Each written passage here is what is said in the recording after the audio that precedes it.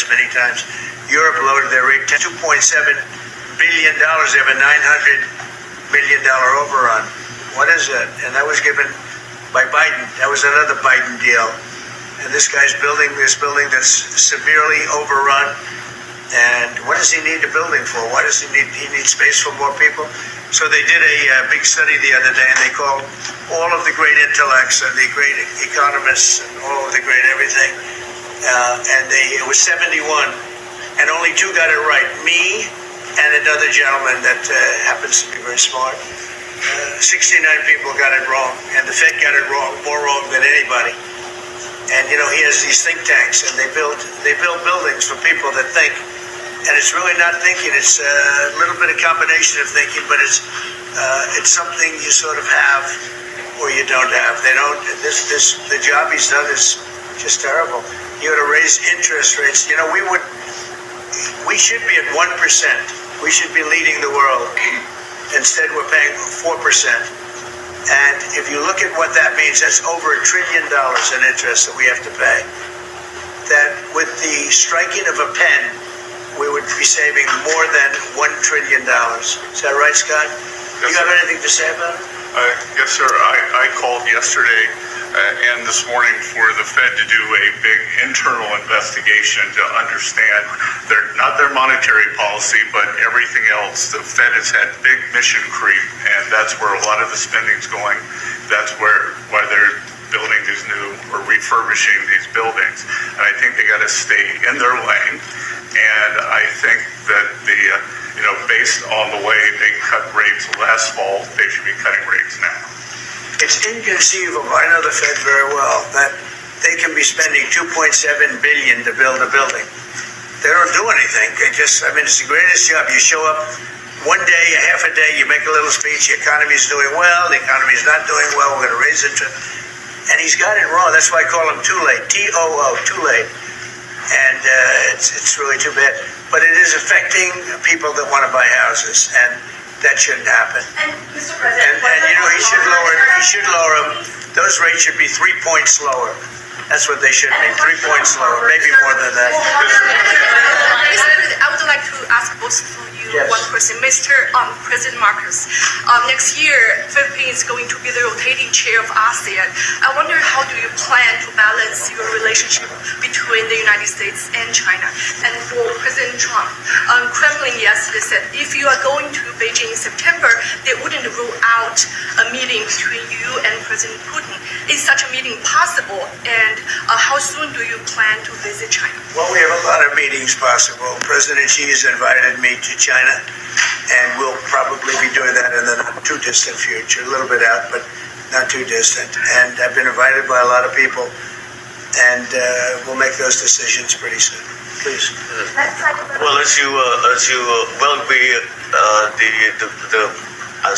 say, we are chairing ASEAN for 2026. There is no need, in a sense, to balance, as you characterize as, to balance our relationship within the United States and China, simply because our foreign policy is an independent one, and we are essentially concerned with the defense of our territory and the exercise of our sovereign rights. Now, whether we do this not alone, we need to do this with our partners.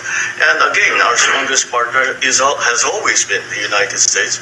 But of course, we are trying to form coalitions and multilateral relations so that those like-minded nations who share the same values as we do, who hew into international law, most specifically the UNCLOS, present that position very clearly to anyone who has intentions of unilaterally changing the world order, and that is how we are guided in that. And I don't mind if he gets along with China, because we're getting along with China very well. We have a very good relationship. In fact, the magnets, which is a little complex piece of material, but the magnets are coming out, very well. They're sending them in record numbers. We're getting along with China very well, and I don't mind if the president dealt with China. That's meant because I think he has to do what's right for his country. I've always said, make the Philippines great again. Do whatever you need to do, but you're dealing with China wouldn't bother me at all. It is something that we have to do in any case. Yeah. Certainly. Do you support, Mr. President, do you support the Justice Department seeking a new interview with Ghislaine Maxwell? Did you urge the Attorney General to seek one? I don't know anything about it. They're going to what? Meet her? Your Deputy Attorney General is reached out to Ghislaine Maxwell's attorney asking for a new interview. Yeah, I don't know about She it, is but dead. I think it's something that sounds appropriate to do. Do you have any concern that your Deputy Attorney General, who's your former attorney, would be conducting the interview, given your past relationship? He's a very talented person. He's very smart. I didn't know that they were going to do it. I don't really follow that too much. It's sort of a witch hunt, just a continuation of the witch hunt. The witch hunt that you should be talking about is they caught President Obama absolutely cold, Tulsi Gabbard. What they did to this country in 2016, starting in 2016, but going up to 2020 in the election. They tried to rig the election, and they got caught. And there should be very severe consequences for that. When we caught Hillary Clinton, I said, you know what? Let's not go too far here. It's the ex-wife of a president, and I thought it was sort of terrible. And I let her off the hook, and I'm very happy I did. But it's time to start, after what they did to me, and whether it's right or wrong, it's time to go after people. Obama's been caught directly. So people say, a group. It's not a group. It's Obama. His orders are on the paper. The papers are signed. The papers came right out of their office. They sent everything to be highly classified. Well, the highly classified's been released. And what they did in 2016 and in 2020 is very criminal. It's criminal at the highest level. So that's really the things you should be talking about. I know nothing about the other, but I think it's appropriate that they do go. May I ask you about that, Mr. President? Tulsi Gabbard has submitted a criminal referral to the Department of Justice. From your perspective, who should the DOJ target as part of their investigation? What specific figures in the Obama administration? Well, based on what I read, and I read pretty much what you read, it would be President Obama. He started it. And Biden was there with him, and Comey was there, and Clapper, the whole group was there. Brennan, they were all there in a room. Right here, this was the room. This is much more beautiful than it was then, but that's okay. I have nice pictures up. They came out of the vaults. They were in there for 100 years. This is much more beautiful. We have the Declaration of Independence now in the room, which wasn't here. I guess people didn't feel too good about putting it here, but I do. But you know what? If you look at those papers, they have them stone cold, and it was President Obama. It wasn't lots of people all over the place. It was them too. But the leader of the gang was President Obama, Barack Hussein Obama. Have you heard of him? And except for the fact that he gets shielded by the press for his entire life, that's the one they... Look, he's guilty. It's not a question. I like to say... let's give it time. It's there. He's guilty. This was treason. This was every word you can think of. They tried to steal the election. They tried to obfuscate the election. They did things that nobody's ever even imagined, even in other countries. You've seen some pretty rough countries. This man has seen some pretty rough countries, but you've never seen anything like it. And we have all of the documents. And from what Tulsi told me, she's got thousands of additional documents coming. So President Obama, it was his concept, his idea, but he also got it from crooked Hillary Clinton. Crooked is a $3 bill. Hillary Clinton and her group, the Democrats, spent $12 million to Christopher Steele to write up a report that was a total fake report. Took 2 years to figure that out. But it came out that it was a total fake report. It was made up fiction. And they used that. The one thing they weren't able to do was and probably the only thing I respect about the press in years is the press refused to write it before the election. They refused to put it in. The Steele report was a disaster. all lies, all fabrication, all admitted, and admitted fraud. She paid $12 million and the Democrats for that report to a wise guy named Christopher Steele. He wrote a phony report, and they wanted to get that report in before the election. And I'll tell you what, I talk about all the time, the fake news, how bad it is, but in this case, they wouldn't do it. They saw it, they read it, and they said, we don't believe it. And it was only after, substantially, like a month and a half after the election, that it got printed, and it was a big wisp. It was just like a bang of nothing, because the election had ended. If that report had gotten published by the New York Times or somebody, and I respect the Times for maybe only this, because they're crooked as you can be. They're a terrible paper, a crooked, corrupt paper. But for this one moment, they said, this is bullshit, we can't put this in. And neither could any other paper. Wall Street Journal's a lousy paper, very, very dishonest paper. As you see, I'm suing them for a lot of money because they do things very badly.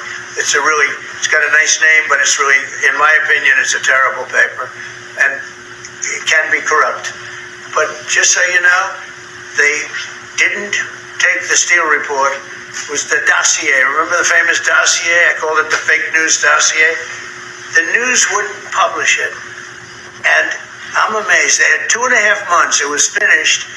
2.5 months. That was supposed to be what was going to happen. And it got published a couple of months after the election. And frankly, nobody cared too much about it. But that was a big thing.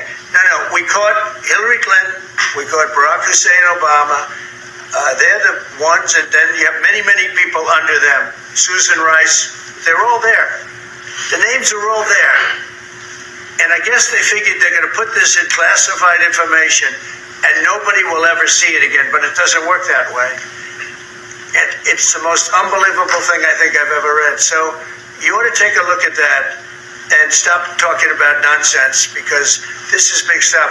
Never has a thing like this happened in the history of our country. And by the way, it morphed into the 2020 race. And the 2020 race was rigged, and it was a rigged election.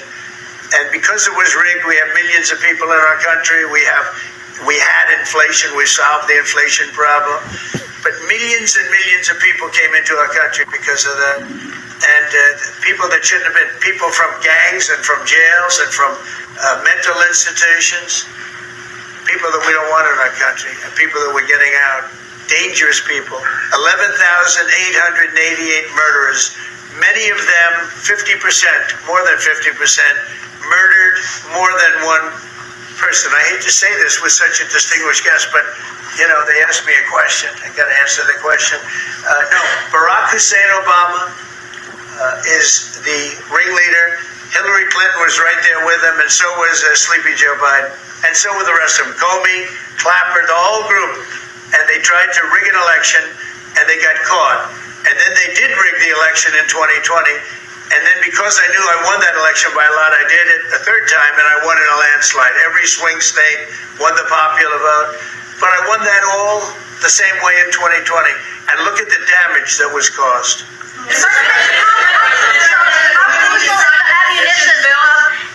How crucial is the ammunition hub that the U.S. plans to build in Subic and the Luzon corridor, considering that these will be built in areas that hosts strategic ports as well as military air bases? Is that an ammunition?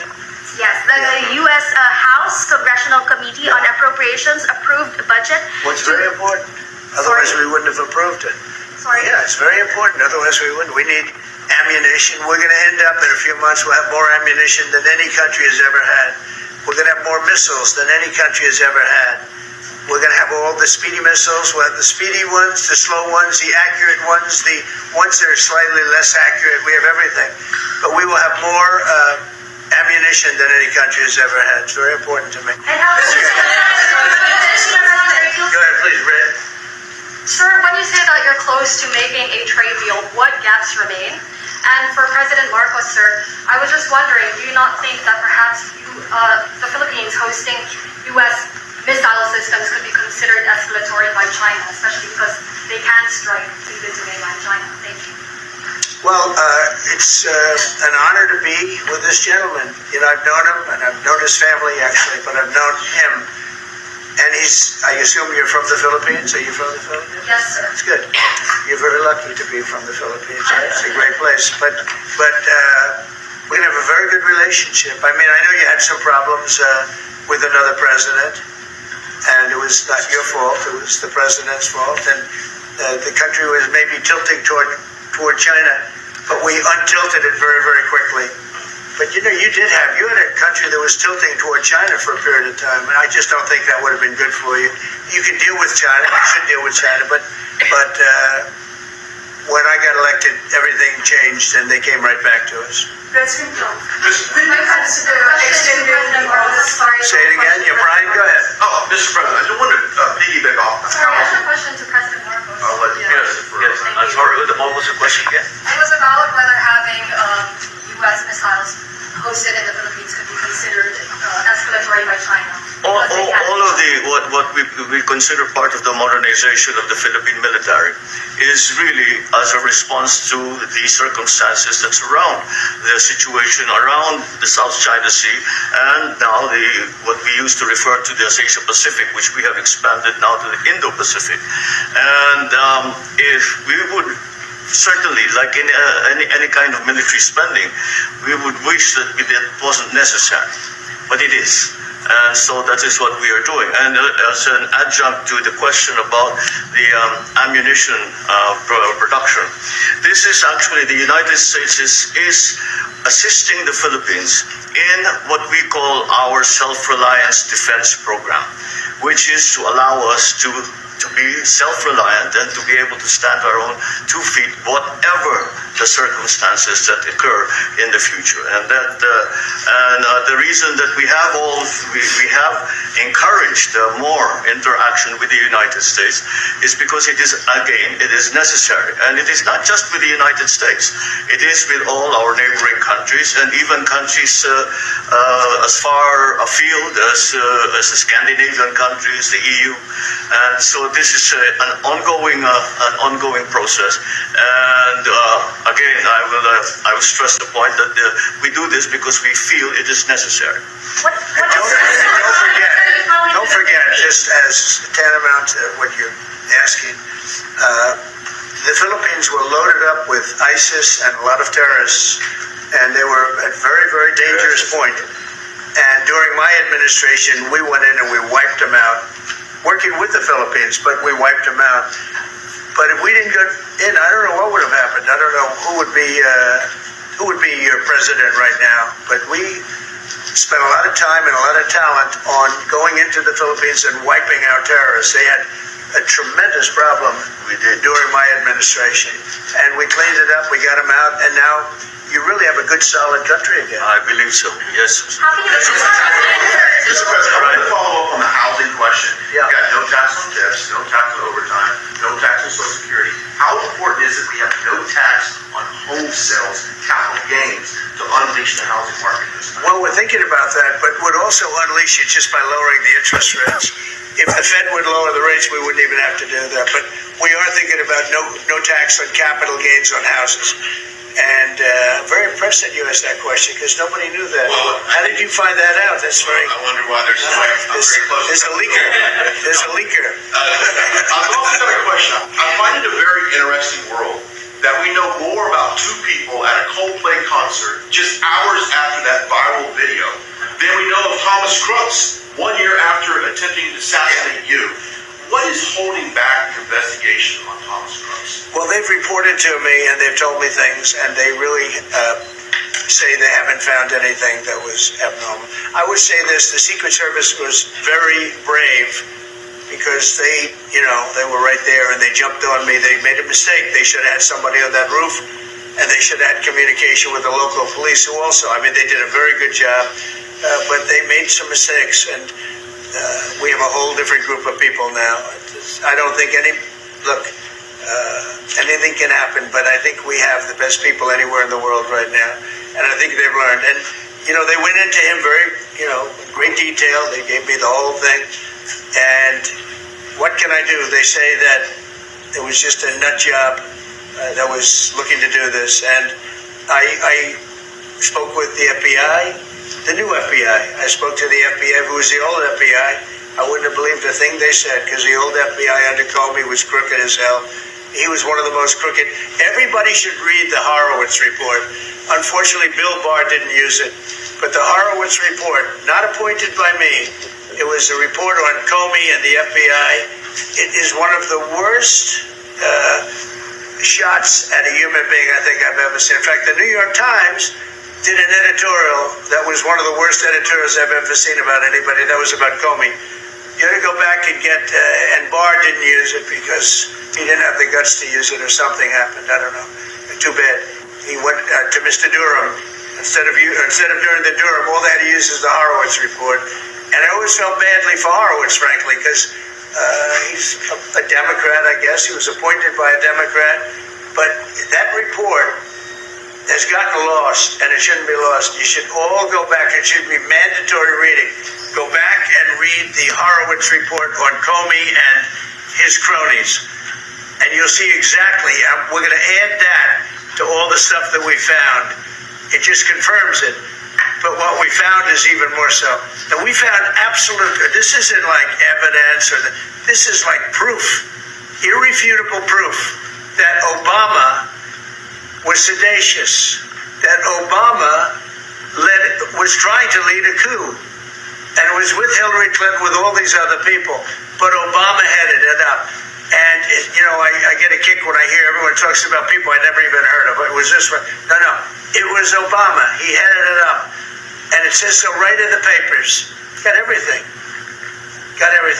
This is the biggest scandal in the history of our country, and it really goes on to even the auto pen, because it all relates to the same thing. It all started the same sick minds. You have an auto pen, which is a tremendous, we don't have a president, we have an auto pen that signs everything.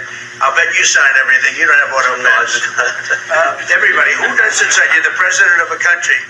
But it's all that whole thing, leading right up to the end of it is the auto pen. And the auto pen was used by people, and Biden knew nothing about it.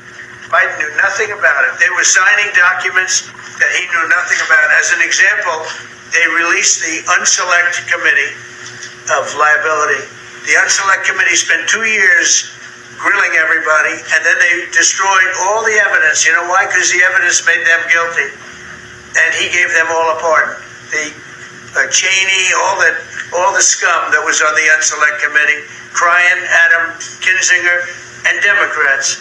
And he gave them a pardon. Do you have something else? I was going to add one more thing on Adam Schiff. Director Pulte reports that Adam Schiff claims he lived in a one-bedroom apartment. Now, how does a family of four, and you're a developer, very successful developer, how does a family of four live in a one-bedroom apartment? No, it looks like Adam Schiff really did a bad thing. They have him. Now, let's see what happens. It's not up to me. I stay out of it purposely. But it's mortgage loan fraud. It's a big deal.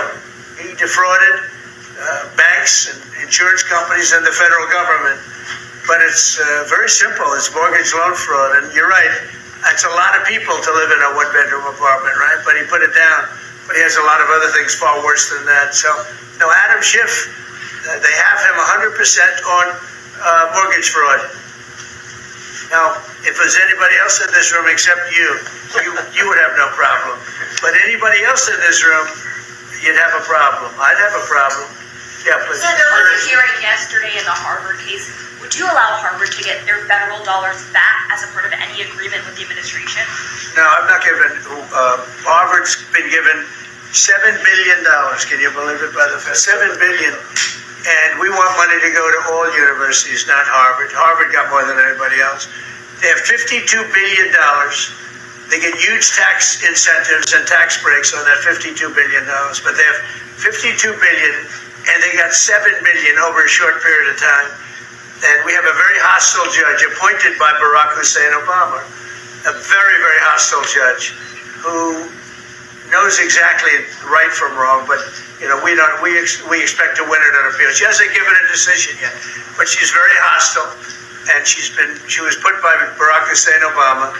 And generally speaking, anybody that does that, we're going to have problems with. So we don't expect to have. We won the case yesterday. Anybody that was there that was a neutral would say we easily won the case.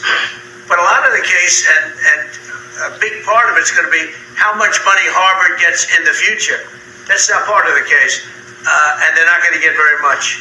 Mr. President, where are we in terms of negotiating about the reciprocal tariff? How far are we? With who? With the Philippines. Yes, sir. How far Are you from the Philippines? Yes, sir. I'm from the Philippines. How far are we from achieving Well, it's tough. He's a very tough negotiator. So far, we're not there because he's negotiating too tough.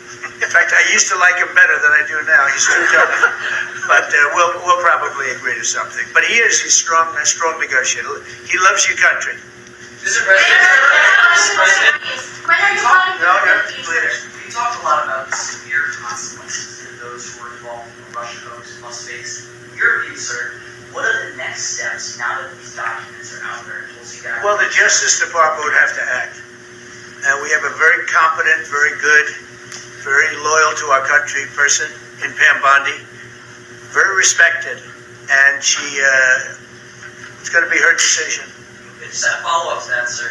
Chris Noem is in New York City visiting an off-duty CBP officer who was allegedly shot this weekend by a alien who came into the country during the previous administration. Right. What is your message to any local leaders who continue to push sanctuary city policies after this nearly tragic incident? So the only thing I don't understand, because you like to understand things and we're all smart people and all, but why would they allow 21 million people into our country, unvetted, unchecked? You don't allow it. You wouldn't allow people then. He's tough. No, their country's run properly. Biden and his group of thugs, and I don't think it was Biden, I think it was the people that surrounded that beautiful Resolute desk right behind you. They allowed 21 million people, probably much more than that, and many of them came from jails and gangs, and drug dealers, and mental institutions, insane asylums. Many of them are very sick. 21 million, probably 25 million, probably even more than that. And we're getting them out. Many were murderers, as I said. They killed people. Many killed more than one person. Stone cold murders. I don't understand why they would have allowed that. There's only two reasons. The vote. Is there one voters? It's one reason. I don't think they would have done it for that because they cheat. You know, they're so good at cheating, they don't need that. But the vote, and the second reason is they hate our country. I think they hate our country. I actually do. And it's the biggest problem. I mean, much of our time is spent with, you know, we have the strongest border anywhere in the world now. Maybe even stronger than your border, if you can believe it. We have no people came in last month, zero, which is pretty amazing. I'm not even sure I can believe that. But liberals are the ones that do that calculation. So, but we had no people come in.